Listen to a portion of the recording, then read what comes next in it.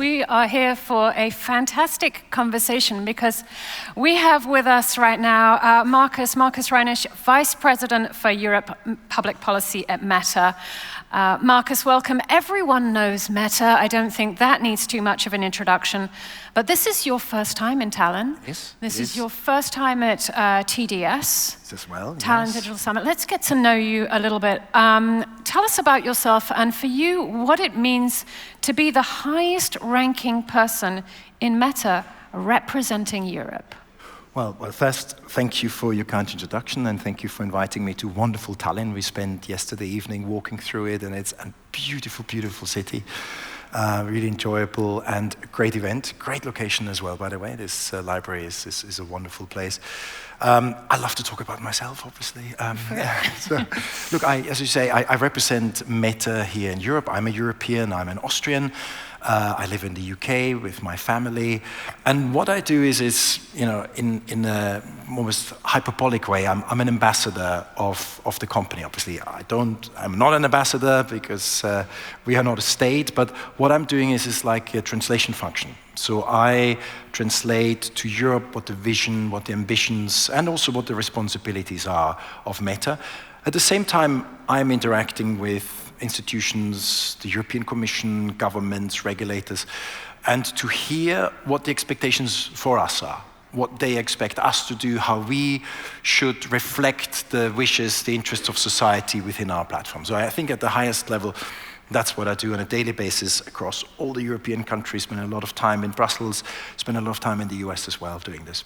Of course, and you have this very transatlantic role and position as such. Your role is to both maintain and to develop the partnerships between Meta, the EU, the member states here. But the current situation here in Europe right now is a direct threat to the lives, to the values, to our businesses. Europe needs competitiveness. Mm-hmm. We need investment in innovation, defense, governments to defend our democracies here. So through this lens of business, really, and protecting our citizens and democracies, what major decisions do you believe that Europe must take, what major reforms are needed in order for us to be able to meet this moment? Yeah, so I think the way you describe it is the correct way. I mean, when we talk about technology, you know, we look at this very narrowly. It's does it help with productivity, for example? At the moment, the technology discussion, especially the AI discussion, is in Europe, if I'm slightly facetious, is sort of a field day for science fiction authors and who can have the most dystopian views about it. And it's obviously a field day for regulators, as Sandra said before, but it is much, much more. It's a global geopolitical challenge that we're actually facing here. And I contrast our more hesitant approach to technology in Europe with what, for example, the US does. And the US approach to technology is extremely simple. They know that there is a race about the supremacy in technology between the US and China, that the US is risking to lose right now. And that drives everything. And this is not just an economic perspective. As I said, it's geopolitical, it's national security, it's political, it's cultural. And I don't necessarily feel that we see sort of the same burning platform here in Europe. And again, you just have to look across, you know, to the Ukraine, for example, where if you understand how dramatic the situation is, when you have to look at every tool that helps you, technology becomes an extremely central factor in your long-term strategy, not just in your economic strategy. And I think that's where the difference is at the moment between Europe and many other places. And then I also think that we have already shortcomings in Europe. We're lagging behind economically to the detriment of European citizens, to the welfare, to the ability to defend ourselves and so on. But my worry is that actually with AI, this is not just a gradual continuation of the decline, that we potentially actually fall off a cliff very quickly because AI is accelerating this trend, or conversely could be accelerating the recovery that we could start relatively quickly. Okay, so if I recap on this then, you're thinking about this from sort of like a race perspective as such, in that, and you feel that the US and some others are maybe running faster in this race. Let's actually talk to our audience here a second. It's your first time at TDS. I like to flick things up, and so let's ask that question to the audience. Would you like to? Can I ask the question? So if we see the US as really, and China, by the way, seeing the technology strategy of the country as one of the leading strategies to not just succeed, but actually to compete in a value system as well. To what extent do you in this room think this is one of the highest priority, to actually embrace technology as a catalyst to bring Europe forward, to make us live in the future again? What do you think of all the priorities that we have? Who thinks this is the #1 priority? Hands up. I see few, 5, 6, 7, just to, it's not a lot. Next question, what do you think the European population thinks? How many, who is not you, who are knowledgeable people? Is it more or less people than I hear in the room that believe this is one of the priorities? Yeah, yeah. All right. I think that's a very relatively accurate representation, and that I think tells you a little bit of why we are in a different space. Okay, but then let's take this perspective that we've now just established here. You say that, yeah, we need to think more about this as a race, maybe be more competitive in that race, and think about the technology as the one of the tools to help us get ahead there. But also thinking about this transatlantic partnerships then, which is your role, what you're driving to here. If we were to do that, what is actually needed for Europe to do in order for Meta to put things on the table, to put what would trigger and unlock the investments and the support for not just the defense, but also business and governments from Meta to Europe? Yeah. I mean, let's start first, what should Europe do for Europe before we talk what Europe should do for Meta. And I'm really happy to speak what we actually do for Europe. But let's start with one, and I would say maybe a bit more abstract, but I think the first thing is we need a really big dose of honesty. And we need a dose of honesty that the approach to technology that Europe has predominantly chosen so far has failed. And what I mean with this is that we compensate the sort of being not successful economically to compete with the rest of the world, and specifically the US and China, with setting the regulatory standards and make that the export. And I think there was a time when Europe actually in a very competent way defined how we protect the interests, the fundamental values of European citizens. And I think some of that has been replicated in other places like privacy. But more and more we see the creep in of protectionist regulation. And the effect of that is that the world is not following Europe anymore, and the only continent that is lumbered with the regulation now is Europe itself. So the regulatory export strategy, setting the standards for the rest of the world, has absolutely backfired. Again, not for us, it has backfired for Europe, and I think we see the result of this. And one example is AI regulation, for example.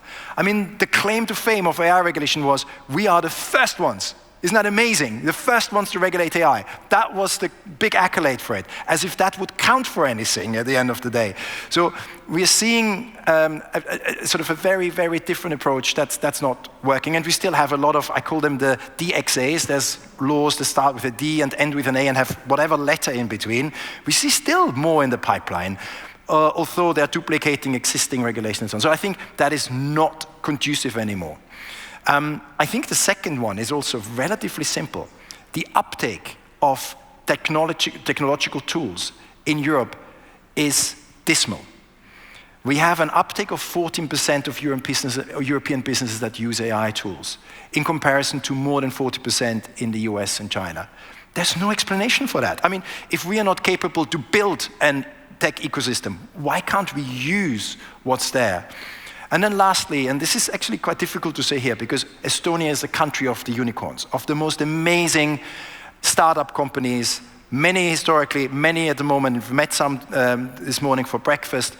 But I think we need to move away a little bit from this focus on only concentrating on building unicorns, because it is unbelievably hard to be a unicorn in Europe, much harder than somewhere else.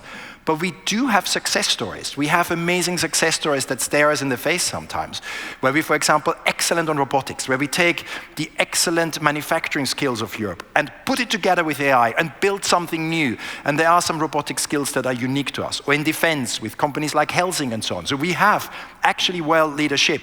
We just don't own the whole stack necessarily. that's what my advice is. Okay, well, if we were to take that advice and actually act on it, what would that unlock from Meta? Yeah. What would that mean that Meta would be able to put on the table for Europe? Let's start with what we are putting on the table already.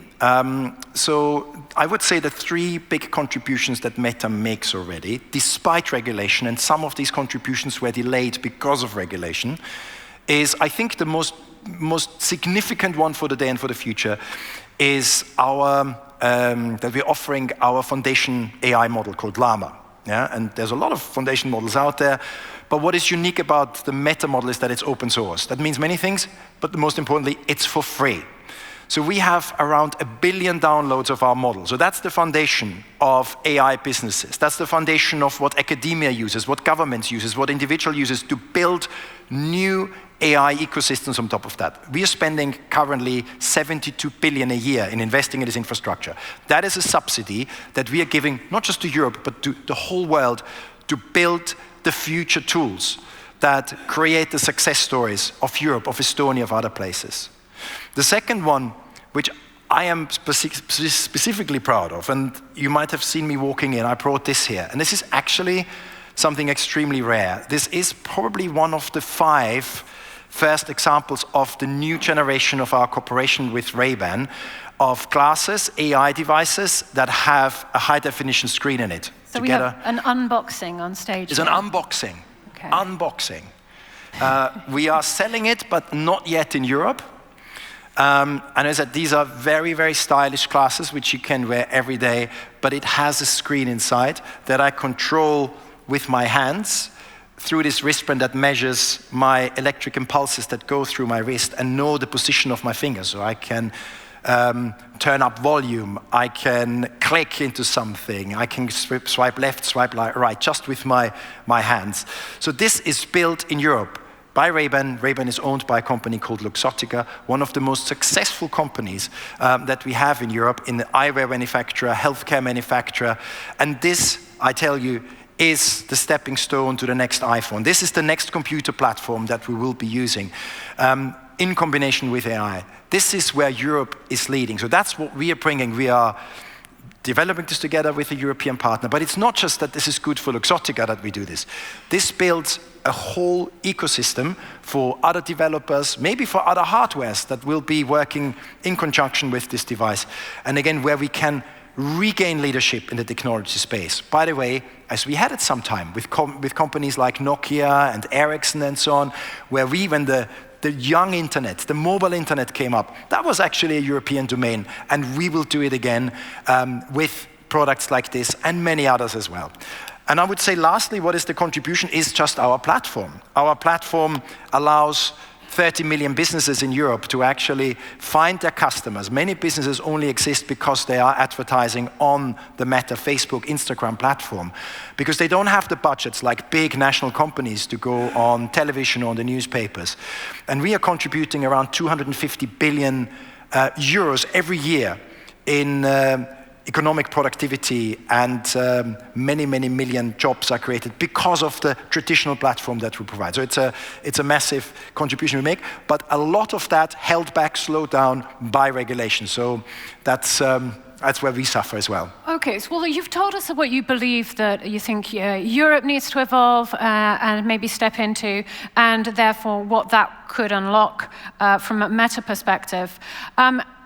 Let's think about, though, what these 2 organizations, and coming back to the transatlantic element of your role, what is the most important joint initiative that you believe the US and the EU should prioritize right now in order so that we can ensure that when we're thinking about AI, the foundational principles of democratic rights, respecting societies are actually baked into the AI global infrastructure? And let's do this before some of the other countries out there looking to our east actually solidify their own global standards. Yeah, so I think there's a lot of standard discussions out there. So you have the OECD, you have the UN. Even the AI Act that I just criticized before had actually some very inspired moments at the inception of the AI Act, when it was risk-based and not technology-based. So there are actually a lot of initiatives that we are contributing to. Also the United States, and the United States government contributes to this one.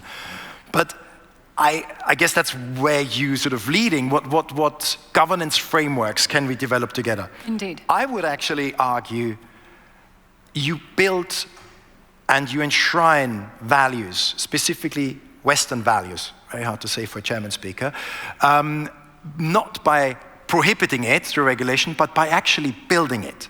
And I think if Europe and the US is building the next technology platform together, that is the best way to do this. And I can tell you that the United States is currently not completely sure where Europe stands on this one. Whether Europe wants to actually work together with the US on building the future on shared values. And maybe Europe is not sure where the US stands on this either there. I think the US is relatively clear where it stands on Western values. Okay. I think it is.